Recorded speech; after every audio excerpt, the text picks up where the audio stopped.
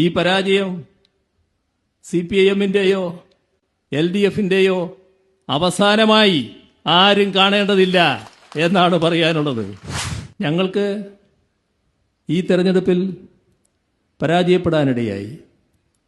അത് ഇതെല്ലാം ഉണ്ടെങ്കിലും ഒരു ഭരണമാറ്റം വേണമെന്നാണ് ജനങ്ങൾ വിധി എഴുതിയത്. ആ ജനവിധി ഞങ്ങൾ പൂർണ്ണമായും അംഗീകരിക്കുന്നു.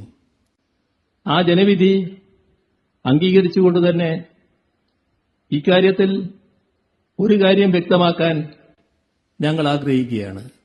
അത് എന്തൊക്കെയാണോ ഞങ്ങൾ നടപ്പാക്കിയ കാര്യങ്ങൾ, അതിൽ ഞങ്ങൾക്കൊരു ഉദ്ദേശം മാത്രമേ ഉണ്ടായിരുന്നുള്ളൂ: നാടിനെ പുരോഗതിയിലേക്ക് നയിക്കുക. ഇതിന് തുടർച്ച വേണം. ആ തുടർച്ച ഞങ്ങൾ മാത്രമേ നടത്താനാവൂ എന്ന് ഞങ്ങൾ പറയുന്നില്ല. ആ നിർബന്ധവും ഞങ്ങൾക്കില്ല. ജനവിധി വന്നിരിക്കുന്നു. ആ വിധിയുടെ ഭാഗമായി തുടർ പ്രവർത്തനങ്ങൾ നടത്തേണ്ടത് UDF സർക്കാരാണ്. ആ UDF സർക്കാർ ഇത്തരം കാര്യങ്ങൾ നാടിന്റെ അഭിവൃദ്ധിക്ക്, ജനങ്ങളുടെ ക്ഷേമത്തിന് ഉതകുന്നവയെല്ലാം നടപ്പാക്കണം എന്നതാണ് ഞങ്ങളുടെ നിലപാട്. അങ്ങനെ നടപ്പാക്കുമ്പോൾ അത്തരം കാര്യങ്ങൾക്കെല്ലാം ക്രിയാത്മകമായ പിന്തുണയും ഞങ്ങൾ നൽകും.